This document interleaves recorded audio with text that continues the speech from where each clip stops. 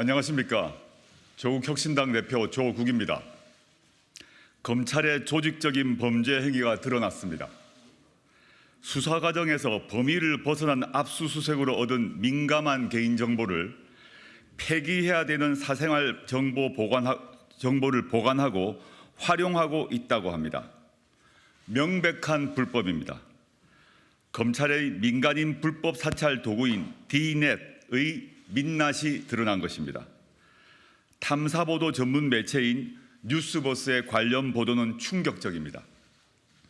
법원이 발부한 압수수색 영장에 포함되지 않은 압수수색 대상이 아닌 개인정보와 사생활이 담긴 휴대전화 정보를 검찰이 불법적으로 수집, 관리, 활용해왔다는 것입니다. 수사와 관련 없는 정보는 즉각 폐기해야 합니다. 아무리 수사 대상자라고 하더라도 영장에서 허용하지 않은 디지털 기기에 담긴 SNS 대화, 문자 메시지, 녹음 자료, 이메일, 동영상 등을 수집하고 활용하는 것은 민간인 사찰이나 다름없습니다. 디지털 기술의 발전에 발맞춰 진화한 신종 디지털 범죄입니다. 검찰이 캐비넷에 보관해온 민감한 정보를 필요한 때에 꺼내 정적을 탄압하고 정치에 개입하기 위해 활용하는 것은 더 이상 영화 속 이야기가 아닙니다. 검찰 캐비넷은 그 자체로 공포입니다. 그런데 이제 검찰이 철제 캐비넷이 아니라 D넷이라고 불리는 디지털 캐비넷을 사용하고 있다는 것 아닙니까? 구체적인 범죄 행위는 고위공직자 범죄수사처의 수사와 국정조사를 통해 곧 밝혀질 것입니다. 대한민국 국민은 자신이 잘못하지 않아도 누구나 압수수색을 당할 수 있습니다. 이 경우 스마트폰에 보관 중인 연인과의 사진, 친구와 주고받은 문자, 메시지, 이메일 등 지극히 사적인 파일을 검찰이 나 몰래 보관하고 있을 가능성이 크다는 것입니다. 이런 민간인 불법 사찰 행위는 윤석열 검찰총장 시절 대검찰청 예규를 만들어 공공연하게 조직적으로 이루어졌다고 합니다. 법원은 압수수색 영장을 발부할 때 그 대상을 엄격히 제한하고 있습니다. 수사와 관련 없는 정보까지 들여다보지 못하도록 하는 겁니다.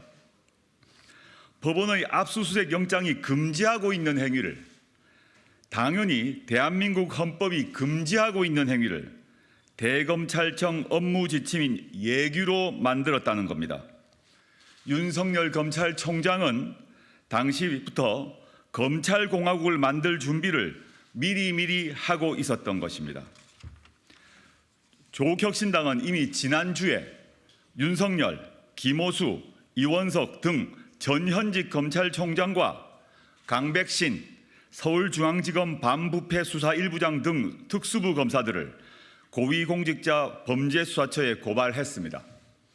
직권남용과 개인정보보호법 위반 혐의입니다. 조국혁신당은 22대 국회에서 더불어민주당 등 뜻을 같이 하는 야당과 함께 검찰의 불법 민간인 사찰 의혹 진상규명을 위한 국정조사를 추진하겠습니다. 그리고 책임자가 확인되면 반드시 정치적, 법적 책임을 묻겠습니다. 조국혁신당은 오늘 공포의 대검 D넷 피해자 신고센터를 개설했습니다.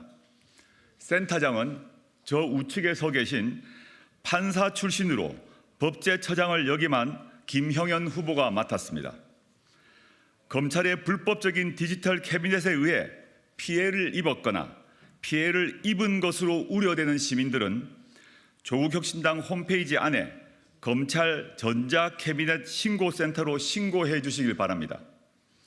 그리고 검찰은 대검 서버 D넷을 손대지 말고 그대로 보존하십시오. 공수처의 압수수색을 기다려야 합니다. 시민 여러분, 겁내지 마십시오. 여러분들이 아니라 저들 검찰이 잘못하는 것입니다. 감사합니다.